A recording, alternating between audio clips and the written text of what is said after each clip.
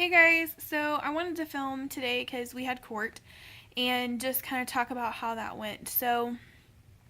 Um, at court, the caseworker and the district attorney are the ones who kind of represent the state, and then each parent has a lawyer.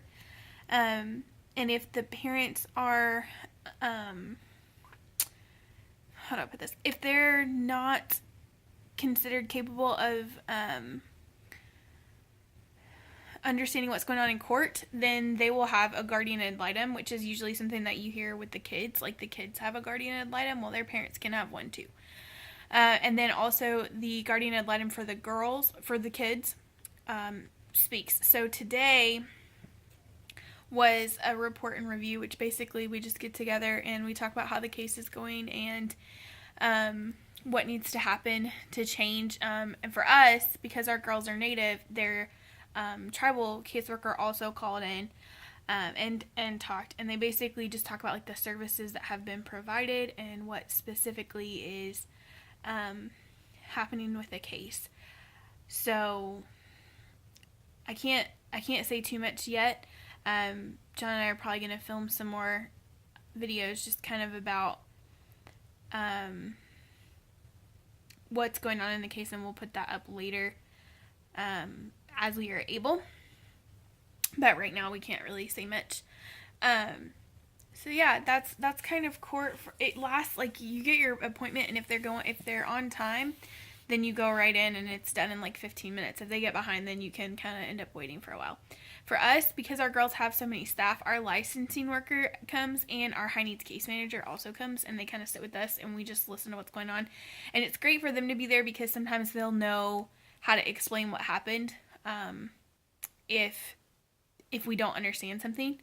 So yeah, but our girls guardian ad litem came out after court and kind of clarified a few things for us. So yeah, that's kind of how court goes. And like I said, we'll have some more information up about kind of what's going on with the case as we can put it up.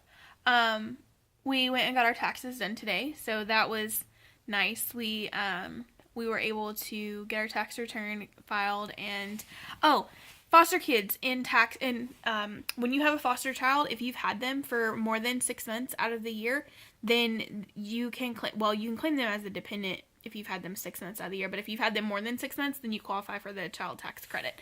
So we got a child tax credit for one of our girls because we've had her for a year, and the other one we have only had for exactly 6 months, and so we weren't able to get the child tax credit for her. But that's a fun benefit if you're in the States to know about when you're filing your taxes. You just have to make sure that you have the kids' social security numbers so that can be filed with your return, and then they have to put in you have to put in justification for why their parents can't claim them. And yeah, so it's a little difficult in that aspect because you have to explain. For us, we go to H&R Block to get our taxes done, so you have to explain to the person that's doing your taxes. I'm sorry, all my face is itching. You have to explain to the person who's doing your taxes like what's going on with the case, but you can claim foster children on your taxes if you weren't aware of that. And you can also claim like any daycare expenses that you have that the state didn't cover, because in the state of Arizona they do cover your child care. So if you have any child care that occurred that you paid for, you can claim that on your taxes as well. So yeah, sorry, I'm going to show you guys my pup. Hi, Jess. Hi. Hi, Maddie. These are the two dogs who can jump up on the bed themselves. Fiona cannot get up on the bed herself because she's a beagle. She's not made for vertical movement.